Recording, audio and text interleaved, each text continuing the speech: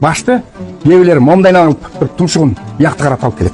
Кээ бирлери тумшугун баш тартылган адамга сол жагын каратып алып келишет. Сөзсүз түрдө үй ээси билиш керек. Эгерде сыйлык конок болсо, баш жакка тартылыш керек дегенде болсо, мына сөзсүз түрдө мына башы оң жакка караш керек.